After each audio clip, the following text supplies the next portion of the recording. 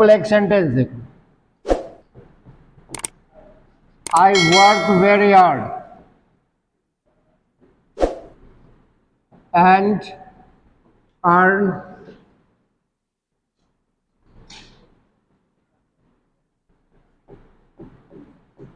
lots of money.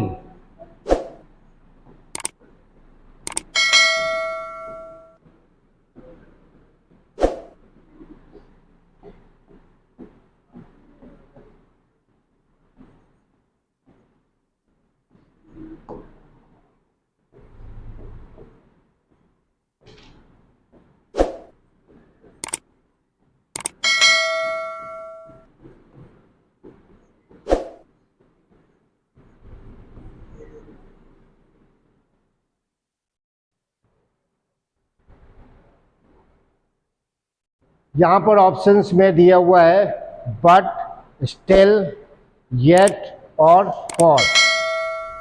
For का use करते हैं कॉज और इफेक्ट के लिए, इन द सेंस ऑफ क्योंकि। बट और स्टिल का यूज अपोजिट नेचर के क्लॉजेस, वर्ड्स या फ्रेजेस को जोड़ता है। क्लियर? येट का यूज भी अपोजिट नेचर के वर्ड्स, फ्रेजेस या क्लॉजेस को जोड़ता है। लेकिन अगर सेंटेंस में किसी एक्शन से नाखुशी बताई जा रही हो, असंतुष्टि बताई जा रही हो या किसी प्रकार की नाराजगी हो, रिजेंटमेंट हो, फिर आप बट का यूज नहीं करेंगे, स्टिल का यूज नहीं करेंगे, क्या यूज होगा? येट का यूज किया जाएगा। क्लियर हो गई ये चीज? नेक्स्ट लिख लीजिए illative conjunction.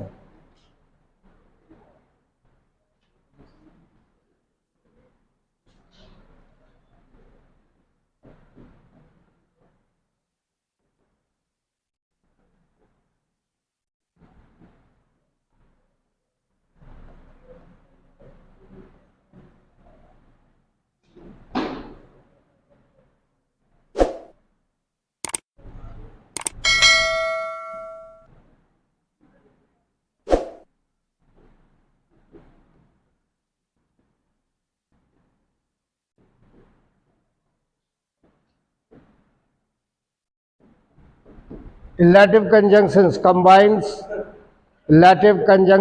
combine words, phrases or clauses denoting cause and effect. कारण परिणाम के क्लॉजेस को, वर्ड्स को या फ्रेजेस को जोड़ता है। 10 कंजंक्शंस होते हैं, सो, देयरफॉर और for. So and therefore means इसलिए, एंड फॉर मीन्स क्योंकि।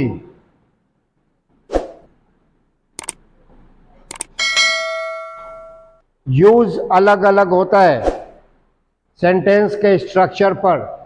कॉज और इफेक्ट, अगर आपने कॉज को पहले रखा सेंटेंस में और इफेक्ट को उसके बाद में रखा है तो आप यूज करेंगे कंजंक्शन सो और therefore.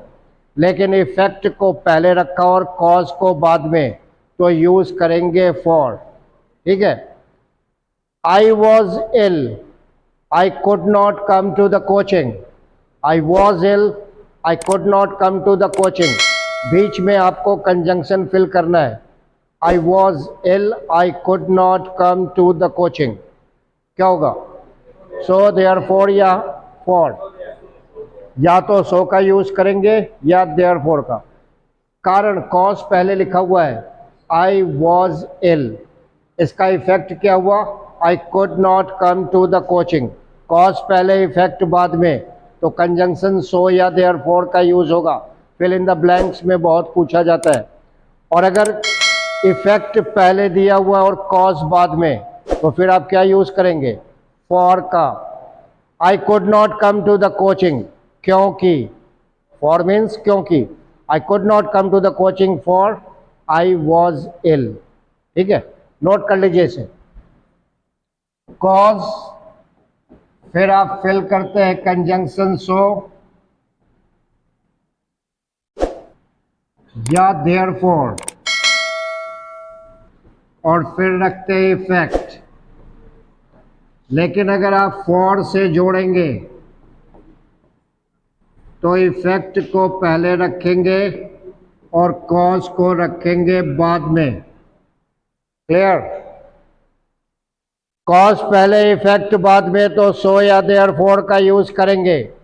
And if effect is before it's cause तो फिर यूज करेंगे फॉर का।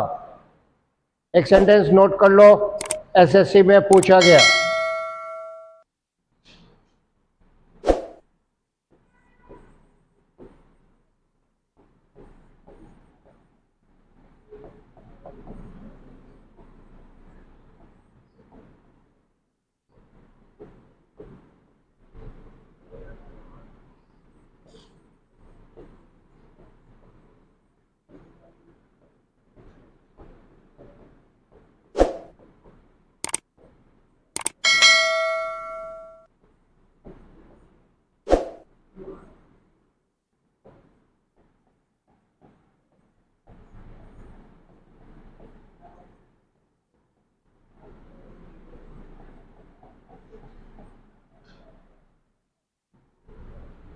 वी मस्ट सेव टाइगर्स, हमें टाइगर्स को निश्चित रूप से बचाना चाहिए क्योंकि वे विलुप्ति के कगार पर है। On the verge of, prepositional phrase on the verge of या ऑन द एज ऑफ, दोनों की मीनिंग होती है के कगार पर। एंड एक्सटिंक्शन मीनिंग होता है विलुप्ति।